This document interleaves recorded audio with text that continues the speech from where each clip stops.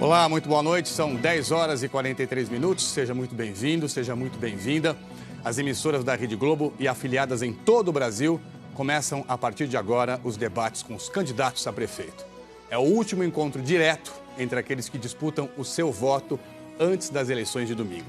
Aqui, portanto, nos estúdios da Globo em São Paulo, estão presentes os candidatos João Dória, do PSDB, Celso Russomano, do PRB, Fernando Haddad, do PT, Luísa Erundina, do PSOL, Marta Suplicy, do PMDB e também Major Olímpio, do Solidariedade. A posição dos candidatos aqui no estúdio foi definida por sorteio. Nós sorteamos também a ordem em que eles vão fazer as perguntas em cada um dos 4 blocos deste nosso debate. Então, juntos agora, vamos conhecer as regras. O primeiro e o terceiro bloco serão com tema livre e os candidatos poderão perguntar sobre o assunto que quiserem. No segundo e no quarto blocos, os temas serão determinados por sorteio. Para cada nova pergunta, será sorteado um novo tema aqui ao vivo. Em todos os blocos do debate, cada candidato fará uma pergunta e para isso terá 30 segundos. O tempo para a resposta será de 1 minuto e 30 segundos. Depois, quem perguntou terá mais 1 minuto para a réplica e quem respondeu, 40 segundos para a tréplica. A ordem que os candidatos farão as perguntas foi sorteada anteriormente na presença de assessores. No final do quarto bloco, cada um dos 6 candidatos terá mais 45 segundos para as considerações finais. A ordem também foi definida previamente em sorteio. No primeiro bloco, o tema é livre. Nele e só nele, cada candidato perguntará e responderá uma única vez. A pergunta terá que ser necessariamente dirigida para quem ainda não respondeu. A partir do segundo bloco, cada candidato poderá ser escolhido para responder até 2 perguntas. Bom, gostaria de lembrar aos candidatos presentes aqui que as regras não permitem ofensas pessoais, acusações à honra e à dignidade dos adversários. Se algum candidato se sentir ofendido, poderá pedir o direito de resposta. Aí, esse pedido vai ser analisado pela nossa equipe de produção. E, se for concedido, o candidato vai ter 1 minuto para se defender.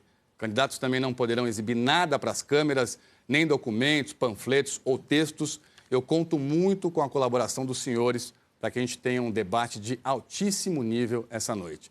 Aqui no estúdio também a gente tem vários cronômetros que vão informar em contagem regressiva o tempo das perguntas, das respostas, das réplicas, das tréplicas. Então vamos tentar ficar bem dentro das regras mesmo. E agora então a gente começa o debate pelo sorteio. A primeira candidata a perguntar será Marta Suplicy, do PMDB. Peço que a senhora venha até aqui à frente, por favor. Candidata, nesse bloco, todo mundo tem que perguntar e todo mundo tem que responder apenas uma vez. Para quem a senhora gostaria de fazer a pergunta, e a senhora vai ter 30 segundos para ela. Eu vou fazer a pergunta para o candidato João Dória. Por favor, candidato, pode vir. 30 segundos então, candidata. Boa noite a todos. Boa noite. Candidato, boa noite. Boa noite. Na atual gestão da prefeitura, ela virou as costas para a periferia da cidade de São Paulo. Ela não entregou o que prometeu. Os 20 CELs entregou 1. Das UBSs, 49, ela entregou muito menos, entregou 8. Não entregou UBS e de programas de moradia popular, 10%. Eu quero saber qual é a sua proposta para a periferia da cidade de São Paulo. Marta, a prefeitura realmente é aquela que fica a desejar. Prometeu muito, cumpriu pouco. Nós vamos fazer uma gestão diferente, uma gestão com eficiência, começando na saúde, que é o problema mais grave, é o primeiro, o segundo e o terceiro problema mais grave da cidade de São Paulo, especialmente na periferia.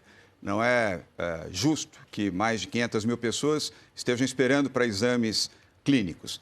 Não é razoável que mais de 103 mil crianças estejam fora das creches. Não é razoável que obras prometidas de hospitais não tenham sido cumpridas. Não é razoável que o atendimento público seja de má qualidade. Nós vamos fazer uma gestão sempre com ponto de eficiência e com inflexão, repito, para a saúde, educação, nós vamos ampliar os CELs e utilizar a escola em tempo integral. Vamos colocar também a programação para a implementação de creches e, no prazo máximo de 1 ano, zerar o déficit das 103 mil crianças fora das creches e implementar programas também para empreendedorismo, geração de emprego, especialmente na região periférica da nossa cidade. Gerar emprego, gerar oportunidades, atraindo investimentos privados, investimentos também públicos para permitir que esta população mais sofrida da cidade tenha a oportunidade do emprego e também a oportunidade, Marta, para se tornarem empreendedores. É assim que vamos fazer a nossa gestão. Bem, em relação ao que o prefeito entregou na cidade, em UBS, ele entregou 49, que era que ele tinha prometido, entregou 8. E em UPAs, ele prometeu 57, entregou 2. Eu quero dizer aqui que nós vamos entregar muito do que foi prometido na anterior gestão e que não foi conseguido entregar. Nós vamos nos fazer os CELs, que ele não prometeu, dos 20, nós vamos entregar 14 CELs. Nós vamos, na UBS, estender o horário até às 11 da noite e também no sábado. E vamos colocar, finalmente, para você que está em casa, remédio. Em 30 dias, é um compromisso meu, nós vamos ter remédio na cidade para todo mundo que necessita. E vamos também fazer a ampliação do horário para as crianças de 4 a 10 anos, de 6 a 10 anos, período integral. Marta, eu não tenho nenhum desacordo. Aliás, considero o CEL um bom programa que você iniciou e que o prefeito Fernando Haddad tentou ampliar, não conseguiu. Nós vamos ampliar. É um programa importante para permitir o funcionamento da escola em tempo integral e também aulas de educação física, aulas de cultura e o bom atendimento aos gestores e professores que, sendo bem atendidos e bem remunerados, poderão dar aulas de qualidade para os alunos. Mas sempre a prioridade será a saúde pública, que é muito deficiente na cidade de São Paulo. Você colocou alguns dos programas, nós teremos oportunidade ainda de debater saúde neste debate. Muito bem, muito obrigado. Os senhores podem voltar às suas cadeiras. O próximo a perguntar pelo nosso sorteio pré-definido é o candidato Celso Russomano, do PRB. Candidato, gostaria de saber para quem o senhor gostaria de fazer a pergunta. Para a deputada Erundina. Deputada Erundina, por favor, pode vir até aqui. Candidato, o senhor tem 30 segundos, pode formular. Deputada Erundina, você acompanhou o meu trabalho no Congresso Nacional quando eu fui relator na comissão especial para o Estatuto das Pessoas com Deficiência. Trabalhamos 4 anos nesse estatuto e nós sabemos que as pessoas com deficiência na cidade de São Paulo têm muitas dificuldades. Dificuldade de inclusão na escola, dificuldade no trânsito pelas ruas, todos os tipos de dificuldades possíveis e imagináveis. Temos 2.700.000 pessoas nessas condições. O que você vai fazer para melhorar a vida dessas pessoas? Olha, candidato, nós sabemos que grupos especiais precisam de uma atenção especial em relação a todos os seus direitos. Direito à saúde, à educação, à assistência social, à condição ambiental. E são pessoas como essas que precisam ter toda a atenção de uma administração pública. Aliás, tem um outro candidato entre nós aí que ameaçou acabar com a secretaria que existe no município, né, de atenção ou de cuidados ao grupo, ao segmento de pessoas com deficiência. Isso é uma insensibilidade, é um retrocesso. A modernidade implica exatamente o tratamento diferenciado e especializado, exatamente dependendo das necessidades de cada grupo social. Então, sem dúvida nenhuma, o nosso governo vai dar uma atenção particularíssima, como já o fez da primeira vez, no sentido de que todo cidadão paulistano tenha atendido plenamente os seus direitos de cidadania, para que, de fato, se realizem como seres humanos, sejam produtivos na sociedade e possam se sentirem pessoas felizes, respeitadas em sua dignidade e em suas diferenças, com todo o respeito à sua dignidade humana. Erundina, nós sabemos de todas as dificuldades e a cidade, de fato, não é uma cidade acessível. Infelizmente, começa isso na escola, quando professores recebem pessoas com deficiência, alunos com deficiência, e tem classes estendidas com 35, 38 alunos. Nós temos que fazer essa inclusão. E os professores precisam ser capacitados junto às associações e entidades de defesa das pessoas com deficiência em todos os segmentos. Fora isso, nós precisamos da inclusão no transporte, na mobilidade urbana, com ônibus, com piso baixo, com toda a inclusão necessária para essas pessoas. no mercado de trabalho, incluir essas pessoas no mercado de trabalho. E a Prefeitura de São Paulo vai fazer isso, vai incluir essas pessoas, vai dar dignidade a essas pessoas, melhor condição de vida, com transporte, atendendo a todos aqueles que precisam. Senão, a gente nunca vai viver a cidadania nessa cidade. A inclusão, evidentemente, é um direito e precisa ser assegurado, mas de forma a não desrespeitar a autonomia e independência dessas pessoas, não tutelá-las, sem o que elas não vão se sentir cidadãos plenos. E, certamente, as condições das nossas escolas, sem dúvida nenhuma, o número de alunos em sala de aula, a falta de condição dos educadores de prestar essa atenção particular, especial a esse grupo de pessoas, requer um outro tratamento para que essa inclusão, de fato, aconteça junto a essas pessoas. Muito obrigado. A sua vez agora, a candidata Erundina, de fazer a pergunta pela nossa ordem prévia de sorteio. Para quem a senhora gostaria de perguntar? A candidata Marta Suplicy. Candidata Marta Suplicy. Portanto, pode vir aqui à frente. Candidata Erundina, a senhora tem 30 segundos. Marta, o presidente ilegítimo, seu presidente, né, editou há poucos dias atrás uma medida provisória modificando o ensino médio no país, alterando inclusive a Lei de Diretrizes e Bases da Educação. Isso mediante uma medida provisória, sem nenhuma consulta, sem nenhum debate com a sociedade. Inclusive o PSOL já entrou com um ADIM questionando a constitucionalidade dessa medida. O que você acha dessa medida e qual a sua posição a respeito? Olha, Erundina, eu debati como senadora na Comissão de Educação essa medida em várias audiências públicas, onde nós discutimos a relevância do que precisava ser feito, inclusive com um depoimento bastante importante de ministros de diferentes áreas e de especialistas da Austrália, várias pessoas. Foi debatida no Senado. Eu acredito que poderia ter sido mais debatida popularmente. Agora, eu tenho lido que não foi debatida, agora, mais de um ano que isso está sendo debatido. Eu acredito que, em linhas gerais, é uma medida interessante, porque diminui o número de cadeiras que os alunos vão ter acesso. Hoje, o que nós sabemos é que saem todos analfabetos dessas escolas, porque é um monte de professor, um monte de matéria, não se aprofunda nada. Eu acho que nós vamos ter muito mais tempo para aprofundar isso, porque mesmo numa medida provisória, o Congresso Nacional vai discutir. Mas acredito que os alunos vão ter uma aprendizagem melhor, mesmo que agora, nesse momento, ainda vai ter discussão de aprimoramento de alguma coisa que não está formatada de jeito nenhum. Candidata, não sei de que especialistas você está falando, mas tivemos com vários especialistas, pesquisadores, que estranham que tenham sido eliminadas disciplinas como sociologia, filosofia, artes, educação física, o que vai empobrecer muito o ensino nesse nível de educação que é o ensino médio.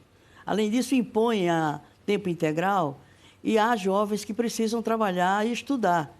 Então, isso vai eliminar muitos jovens do direito ao trabalho e à educação. Portanto, não foi suficientemente discutida. Você sabe que medida provisória tem um rito bastante acelerado, não permite maiores debates e discussões. Esse debate não chegou à Câmara dos Deputados, que é onde eu milito, e muito menos na sociedade, candidata. Eu acho estranho que você tenha essa posição a respeito, e não é verdade sua avaliação e seu julgamento sobre o trabalho dos educadores na cidade de São Paulo.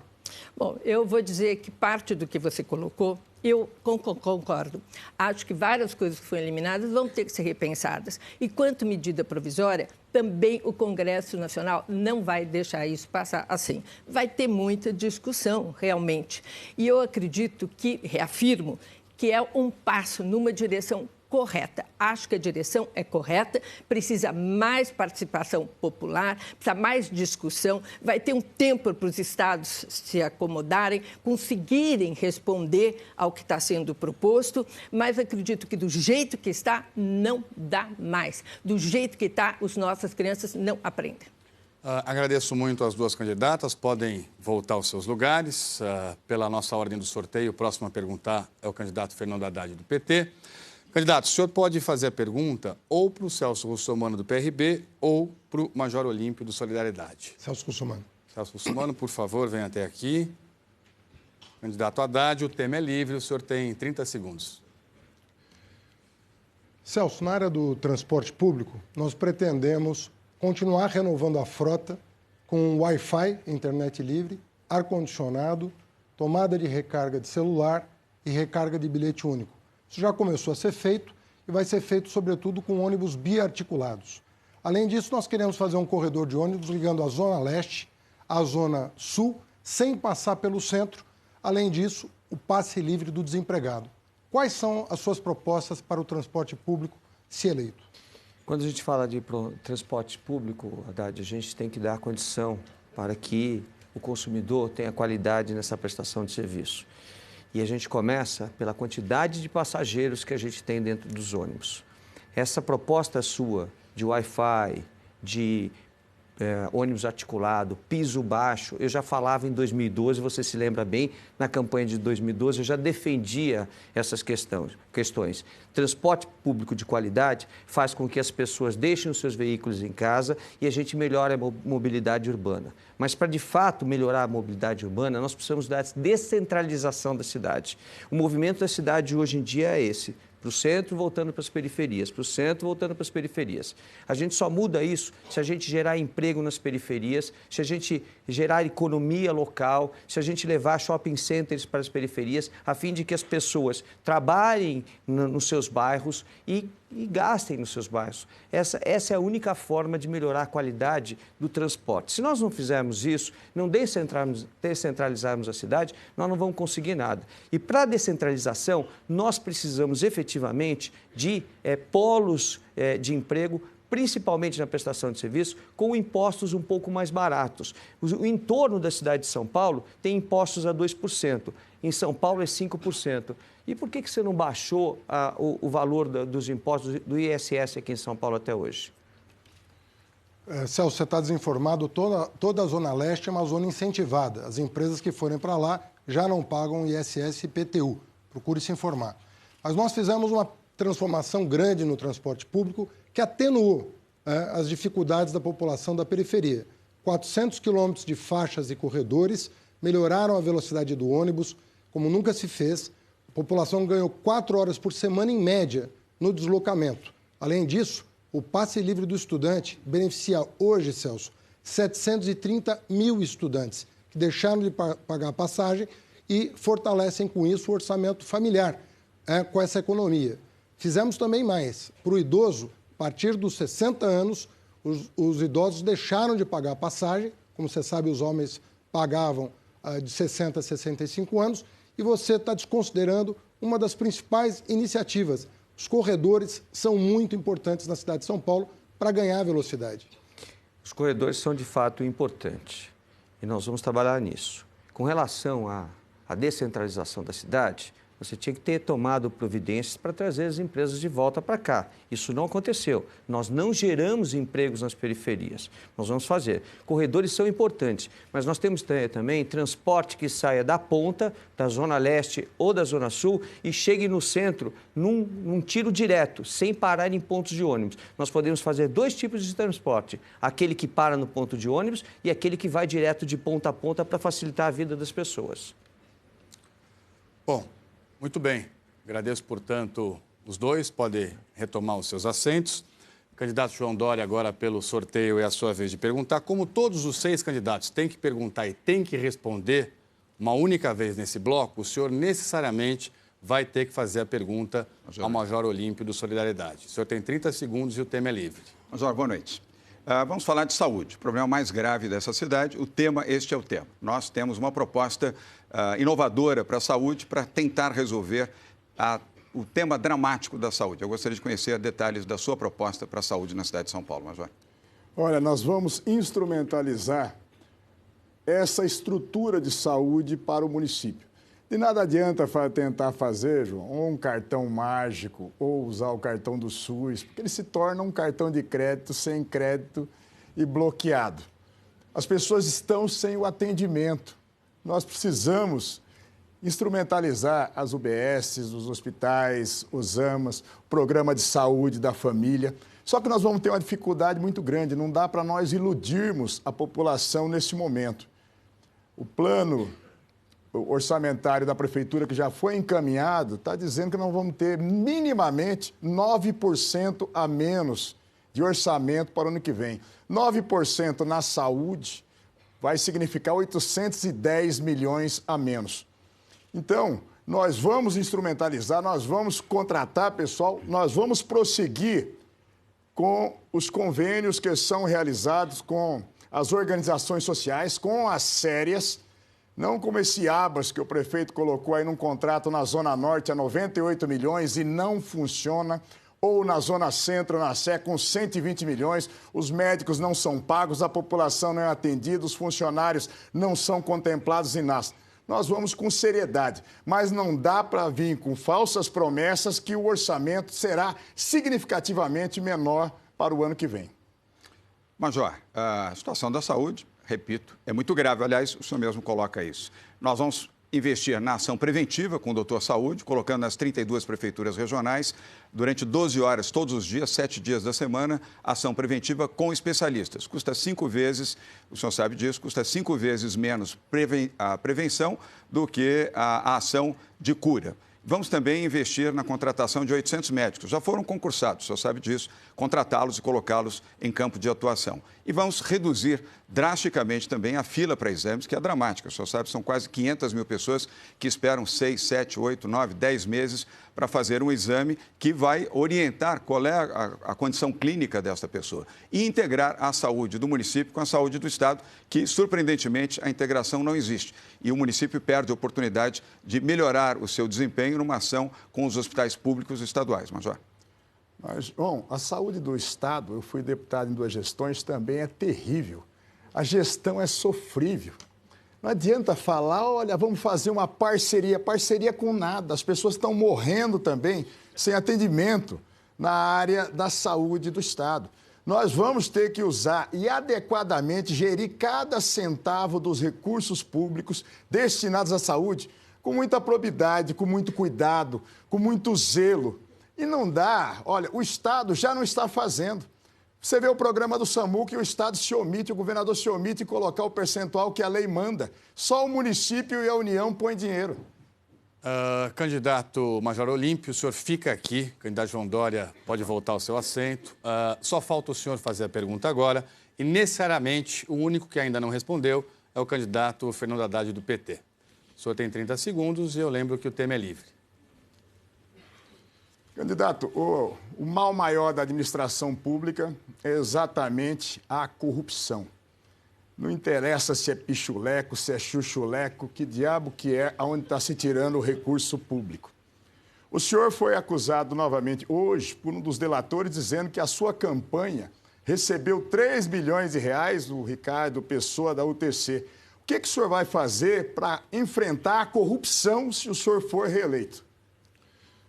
Major, o senhor deve estar muito desinformado sobre o que eu já fiz para enfrentar a corrupção no município de São Paulo.